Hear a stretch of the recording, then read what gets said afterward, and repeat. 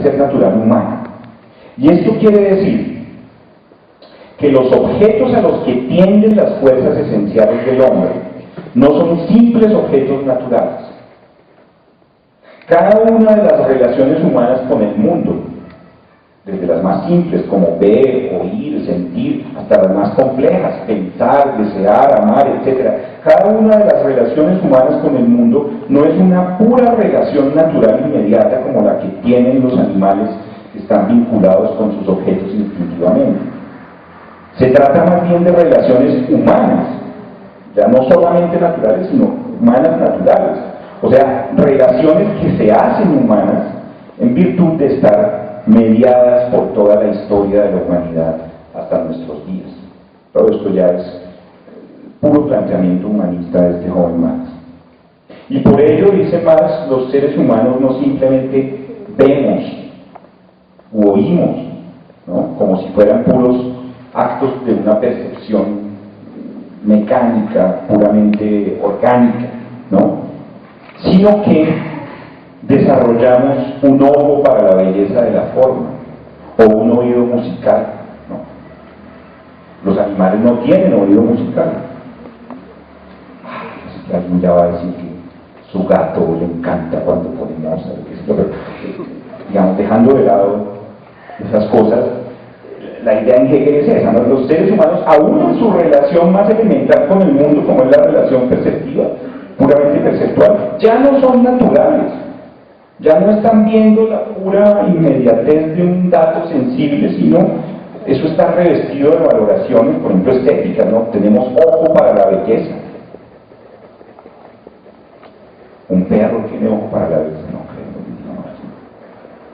Y por ello también, digo, por esa humanización de las relaciones naturales en el hombre, desarrollamos sentidos espirituales que van más allá de la satisfacción de las necesidades naturales.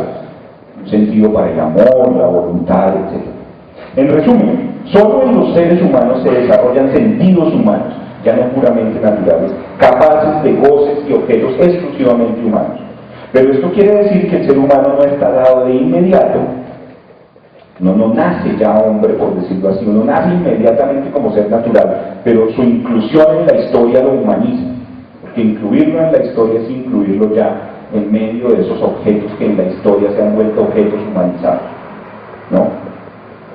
Y por eso dice Marx que detrás de todo esto ya está implícito un elemento social, porque ese mundo que se ha convertido en mundo humano, que ya no es mundo rudo, hostil de la mera naturaleza, sino un mundo humanizado, como dice Kant en la crítica del juicio, aún el aborigen más primitivo le pone un adornito a la choza, ¿no? La humaniza, ¿no? Aún en el más primitivo hay un sentido estético que no tienen los animales. Ay, que las paneles son muy bonitas, no, tampoco importa, no. ¿Entienden? En la relación animal natural habría esa humanización del mundo que se da con la historia y que tiene implícito un elemento social, pues el mundo humano es un mundo compartido. Y el ser humano que se forma para apropiarse de este mundo es un ser social. Entonces, la naturaleza que es objeto de las fuerzas humanas es naturaleza humanizada.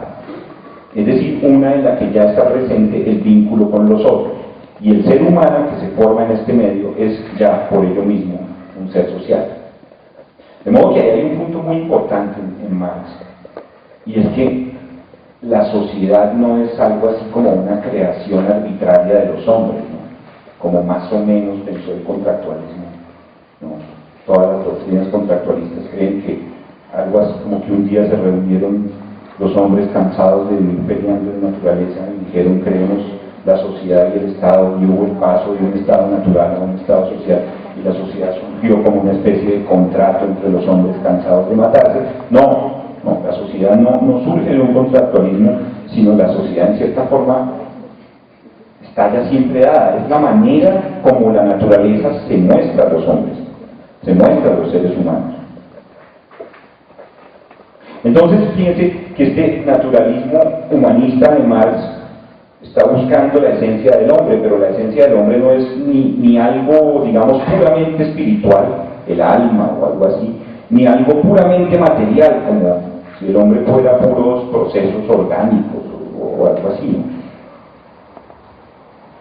¿Por qué? Porque la esencia del hombre es su ser social, ¿no? Pero ese ser social no es un dato de la naturaleza, sino es algo devenido con la historia, ¿verdad? Y ese ser social tampoco es algo trascendente, una esencia absoluta, ¿no? Pues lo que Marx llama sociedad o humanidad no es como una sustancia que estuviera en cada individuo, una sustancia metafísica, sino algo transindividual, algo que solo existe en virtud de las interrelaciones que se dan entre los seres humanos, ¿no? El lenguaje, el trabajo, el amor, la dominación, el conflicto, etc. Bueno, hasta ahí el naturalismo humanista de Marx. Vamos a hablar un poco más. Porque voy al capítulo 9, a la sección 9, donde yo digo en efecto que pues, necesitaríamos muchísimo más tiempo para mirar esto con detalle, pero que a primera vista, si uno si algo ha leído de Hegel, también se da cuenta que Hegel no está lejos de eso, ¿no? En Hegel tampoco hay un naturalismo craso, y en Hegel estas posiciones antropológicas de Marx parecen ser recogidas. En efecto, tanto para Hegel como para Marx, el ser humano no es puramente natural, no tiende hacia una naturaleza inmediata no elaborada, sino a una que ya ha sido trabajada y permeada por el espíritu. No tenemos, por ejemplo, hambre a la manera como un cocodrilo siente hambre. Esta necesidad que en los animales es meramente instintiva, en el ser humano se encuentra ya desde siempre espiritualizada, es decir, está revestida de significaciones culturales, rituales, etc. Sin embargo, esa cercanía que uno alcanza a entrever entre Hegel y Marx tiene diferencias, porque es que, y aquí está la diferencia fundamental, ambos conciben al ser humano como un ser que es más que naturaleza, ¿no? Pero en Hegel esto significa que el ser humano es en esencia espíritu, o sea, esa razón universal. Mientras que en Marx, el ser humano, aún en medio de las realizaciones más elevadas del espíritu, sigue siendo naturaleza. Si bien una naturaleza que en la historia se ha vuelto humana y social. Entonces, yo digo que uno estaría tentado a veces como a simplificar las cosas, ¿no? Y a usar fórmulas y decir, por ejemplo, que en Hegel el espíritu es la verdad de la naturaleza, mientras que en Marx la naturaleza es la verdad del espíritu, ¿no? La fórmula es taquillera, suena muy bonito, se aprende rápido, pero es demasiado simplista y además parece como volver a la idea esa de la inversión, ¿no? Porque lo que habría que decir mejor es que mientras que para Hegel el ser humano tiene su esencia en devenir autoconciencia, es decir, en volverse saber absoluto, consciente de que todas las relaciones del hombre con el mundo son reflejos de una razón universal. Mientras que para Hegel esa es la esencia del ser humano, para Marx el hombre no es simple autoconciencia, sino una multiplicidad de fuerzas naturales objetivas, siempre activas, siempre en correlaciones sociales. Y entonces, mientras la autoconciencia de Hegel termina disolviendo todo lo que se le oponga en el marco de una gran razón, el hombre natural de Marx solo se gana a sí mismo en medio del objetivo, es decir, de esa objetividad humanizada que afirma su individualidad. 10.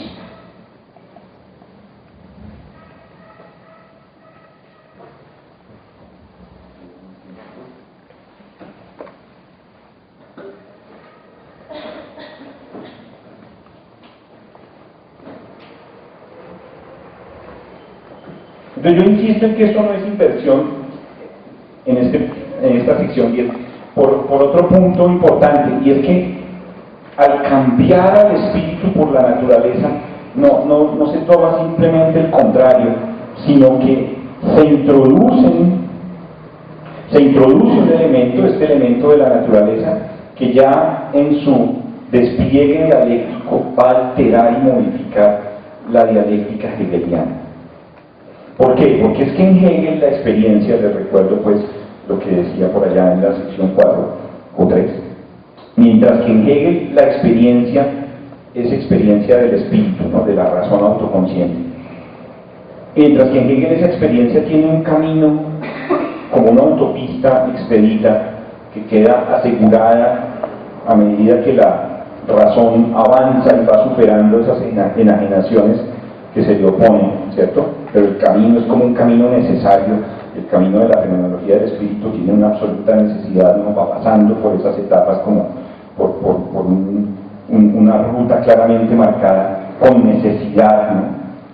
En Marx, en cambio, la experiencia humana, que para él es una experiencia movida por las múltiples fuerzas naturales, por ser fuerzas naturales condicionadas y limitadas, entonces la experiencia humana es incapaz de dominar la complejidad de su proceso y por lo tanto siempre puede fracasar, siempre puede atorarse, siempre puede vararse la experiencia humana.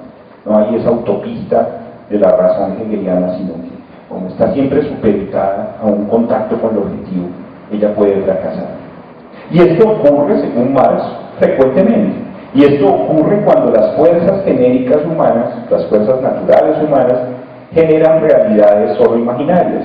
Dios, el dinero, el Estado, etc. Realidades que se erigen como objetos independientes, pero en las que el ser humano ya no se reconoce ni se realiza, sino que se pierde. Visto de otra manera, yo digo, la experiencia en Hegel es vista como una experiencia hacia adentro de una razón en la que está sumergida el sujeto, y esa razón a priori se toma como absoluta, no hay extrañeza que se le oponga. En cambio en Marx, la experiencia está volcada hacia afuera, en múltiples direcciones que toman las fuerzas naturales, hacia objetividades que se restauran permanentemente y que siempre pueden reaparecer en formas enajenadas que se resisten a ser apropiadas por el hombre. Entonces, hacer de la naturaleza el principio de la experiencia, Marx, significa introducir en la experiencia una buena dosis de azar, de imprevisibilidad, de contingencia y de aleatoriedad, ¿no? Algo que parece no estar presente en Hegel, donde todas las etapas son absolutamente necesarias, ¿no? Se siguen una de otra con una deducción racional aquí muy férrea. En Marx no hay un proceso así, sino que en cualquier momento podría explotar. En el 11 vuelvo sobre este punto. Al efectuar el paso que va de lo abstracto del espíritu hegeliano a lo real y concreto de la naturaleza, Marx reintroduce entonces avatares sociales y contingencias históricas de todo tipo, que brotan de esa interacción permanente de las fuerzas humanas en el medio de lo social y que nunca una razón dialéctica como la de Hegel puede llegar a dominar. Pertenece entonces a las ilusiones de la especulación hegeliana, dice Marx, el llegar a creer que toda forma de enajenación se ha superado en esa etapa cumbre que se llama el saber absoluto. En realidad, dice Marx, la autoconciencia que en Hegel reconoce y supera como enajenación el mundo espiritual, lo vuelve luego a confirmar y restaurar. Marx diciendo esa supuesta superación del extrañamiento, esa negación de la negación es como de mentiras, ¿no? La superación última y definitiva, que en Hegel sería el saber absoluto, no es en realidad una superación, porque aquí no se superan las formas de existencia enajenada, pues lo que realiza el saber absoluto es solo la conciencia de que estas son formas enajenadas de existencia. No sé si queda claro el punto, ¿no? Entonces, un poco la idea de Marx es que con el saber absoluto en realidad usted no transformó nada en la realidad, simplemente usted ganó conciencia de la enajenación, pero la dejó quietica, la deja intacta, ¿no? El saber absoluto es la conciencia de las diferentes enajenaciones, de las diferentes formas en que el hombre se enreda en supuestas realidades ilusorias, ¿no? Y el saber absoluto es la conciencia de que todas ellas pueden recogerse y entenderse racionalmente, pero no más, ¿no? Pero en realidad no se ha superado la enajenación concreta. Marx parece decir que la vida de la conciencia que vive en el saber absoluto no ha superado la enajenación, simplemente es consciente de ella y toma esa forma de conciencia de la enajenación por su vida verdadera. Dicho hermenéuticamente, ser consciente de un prejuicio nos hace superar el prejuicio. Digamos, para ponerlo en otros términos, pero digamos es la misma problemática, ¿no? Ser consciente de un prejuicio nos hace superar ese prejuicio. Hegel en cierta forma está diciendo que sí. Y Marx diría, no, usted no ha superado nada. Usted sigue preso de esa enajenación o de ese prejuicio. La verdadera transformación requiere, la verdadera superación de la enajenación requiere transformaciones concretas. Entonces, por eso Marx afirma que lo que en Hegel ocurre no es una superación de la vida enajenada en el Estado o la religión, sino más bien, dice Hegel, una acomodación a la religión o al Estado. No las supero, no las elimino, no las transformo, pero me acomodo a ellas, ¿no? Ahí más o menos nos hacemos pasito. De modo que estas esferas quedan entonces confirmadas en su carácter enajenado. Claro, en el fondo de esta crítica yace la idea de que la superación de la enajenación en Hegel solo tiene lugar en el medio del pensamiento abstracto, pero que con esto se dejan sin considerar formas de enajenación que brotan de la pura contingencia del mundo natural, de la interacción social y de la movilidad de la historia, y que no encuadran nunca plenamente en el camino de la razón. En otras palabras, para Hegel parece bastar tomar conciencia en el pensamiento de la enajenación que representa un fenómeno para superar este extrañamiento. La frase está muy fea. Para Hegel, basta tomar conciencia en el pensamiento de que un fenómeno está enajenado para superar esta enajenación. Y Marx dice que lo que se logra superar allí, con la pura toma de conciencia usted no supera sino la forma conceptual del fenómeno, no el fenómeno mismo. Mejor dicho, lo que supera Hegel en realidad es el concepto de religión, no el Estado o la religión reales como poderes concretos con toda su carga enajenante. Bueno, y hasta aquí sería el diálogo como tal. En la parte de esta última sección 12, yo hago una evaluación crítica de Marx, pero es que estamos como colgados, ¿o qué hago? ¿Sí? Hacemos sin pausa, igual no hay café. Entonces, habrá doble café la próxima. Sí, entonces la idea es hacer una evaluación crítica de esta lectura de Marx, porque yo que soy más hegeliano que marxista, muchísimo más, en algún sentido creo que no se le hace justicia a esta dialéctica hegeliana de la experiencia. ¿Por qué? Porque yo creo que hay una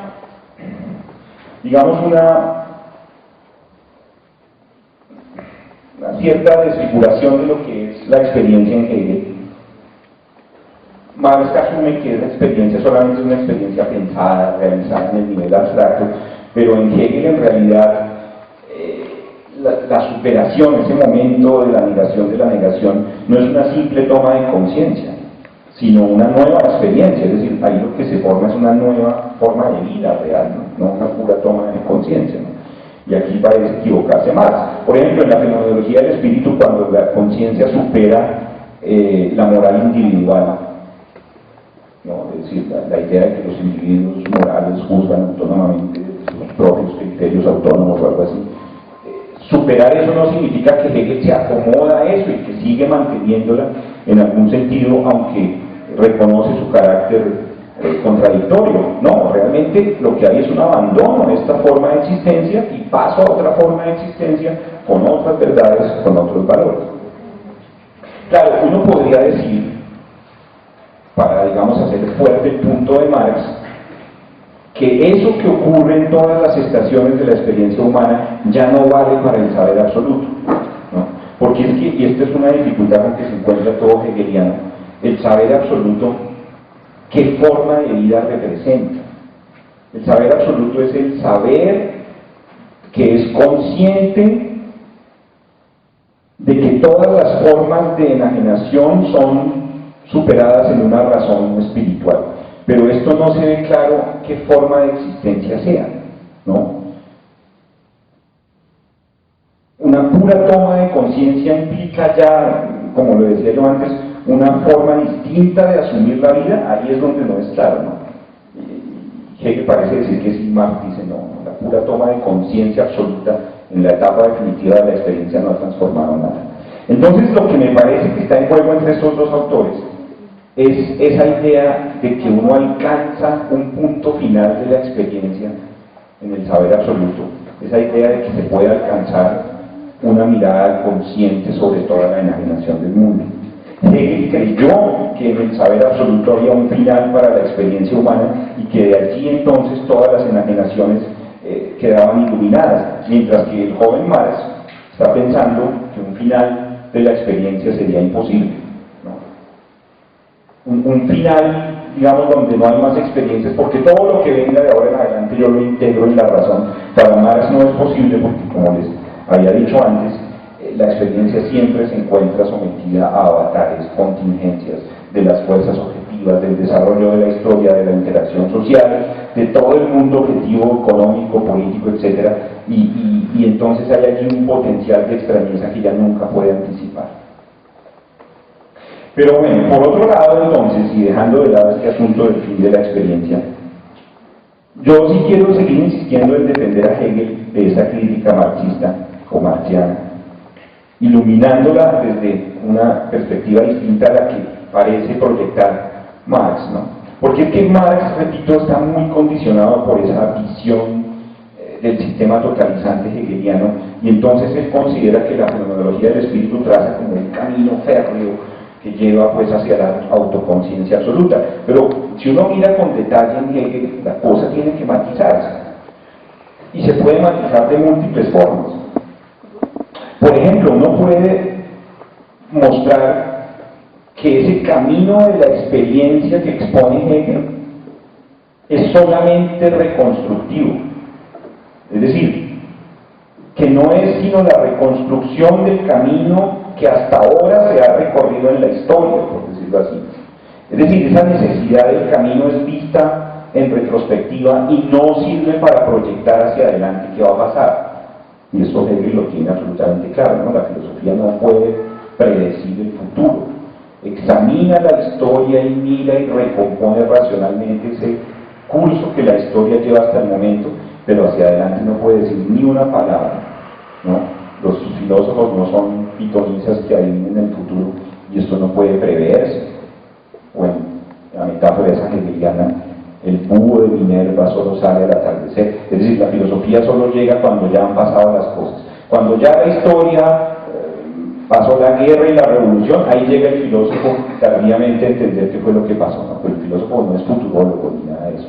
Entonces ese camino de la experiencia es retrospectivo, lo cual quiere decir que hacia adelante, hacia el futuro, Hegel deja abierta la puerta para que venga algo de contingencia y de cosas impredecibles y de extrañezas, ¿no? Ese sería un primer punto como para, digamos, matizar la crítica de esta de Marx, ¿no?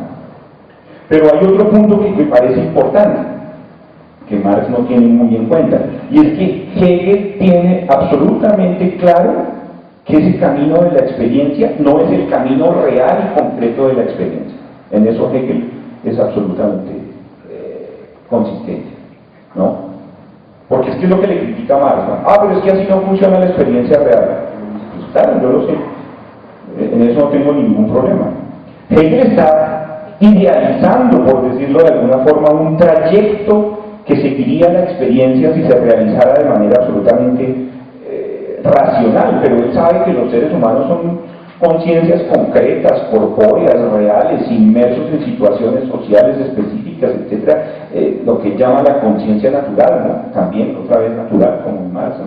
Y entonces para él de lo que se trata es como de proyectar un camino idealizado, pero él sabe que en la práctica y en la vida real de los pueblos, de los individuos, pues ese camino se quiebra todo el tiempo, se toman vías falsas, se terminan positivizando objetos solo imaginarios, en fin, la conciencia se engaña.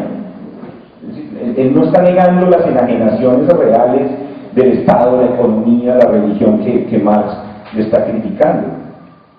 Pero entonces, claro, uno puede decir, ¿y entonces para qué se hace todo ese esfuerzo de trazar un camino ideal de la experiencia si él sabe que no funciona así en la práctica?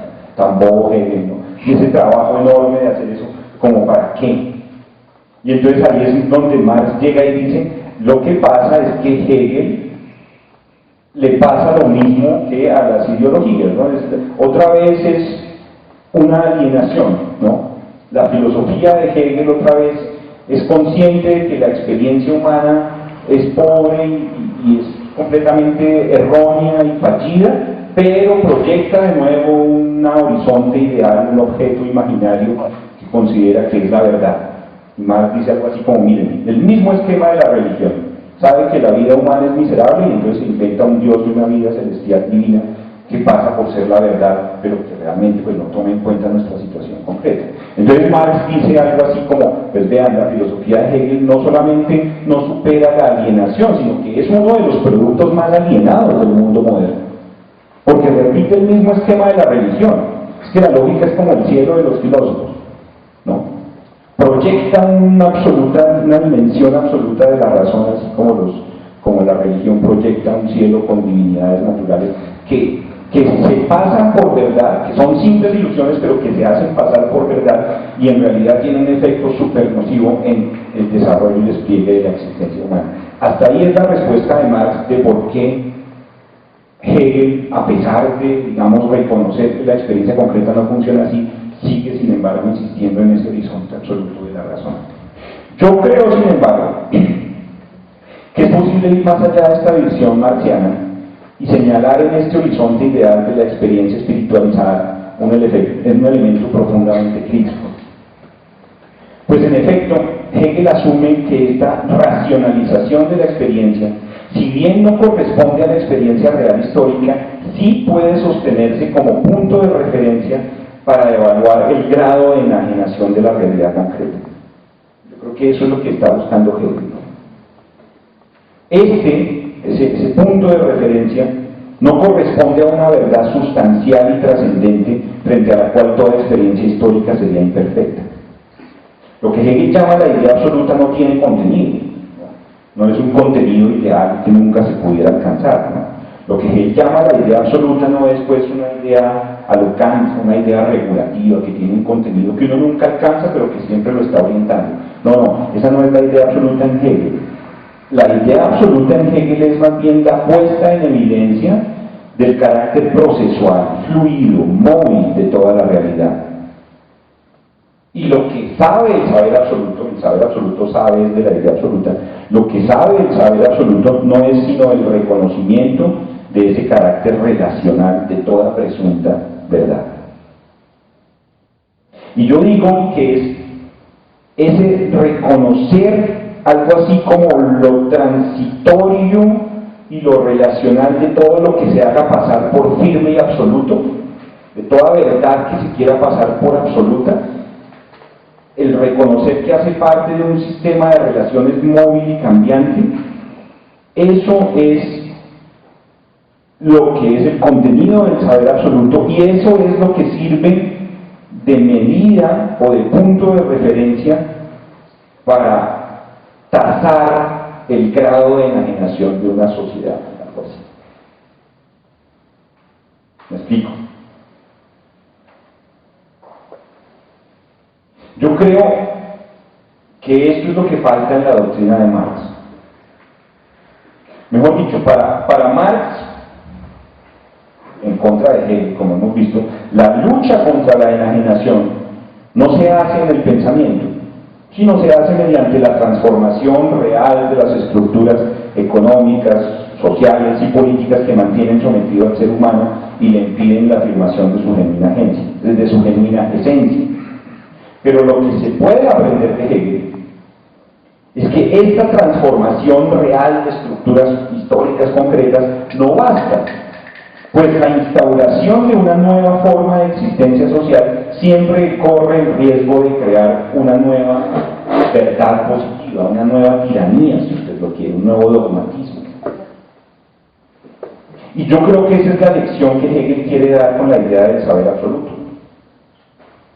Inmersos como está la experiencia en el reino de lo concreto, contingente, inmediato, Inmersa en ese reino concreto, la conciencia olvida.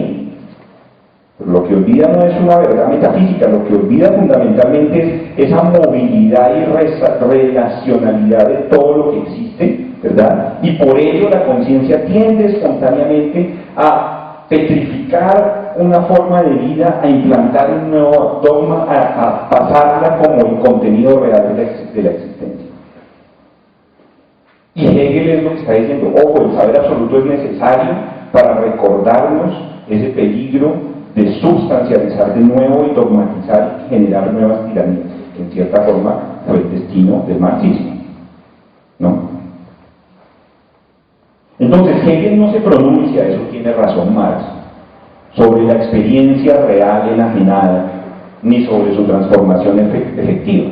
No es la filosofía de Hegel, sino Hegel sería Marx. Hegel no lo hace, en eso tiene razón. Pero Hegel sabe que toda transformación real de la sociedad, para que sea auténtica experiencia, tiene que ir acompañada de un saber sobre lo contingente, de un saber sobre la necesidad de lo contingente, y ese es el saber absoluto. Y si no se tiene eso, se corre el riesgo de volver a afirmar una nueva verdad arbitrariamente. Entonces, con Marx tenemos que reconocer que este saber absoluto es una experiencia solo de la razón, es decir, no una que involucra todas las fuerzas vitales del hombre. Pero contra Marx habría que recordar que esa experiencia del saber absoluto no es mera ideología, sino precisamente el necesario correctivo para no recaer en otra ideología, en la absolutización de dogmas o una nueva tiranía. Muchas gracias, qué pena el tiempo tan largo que me tomé.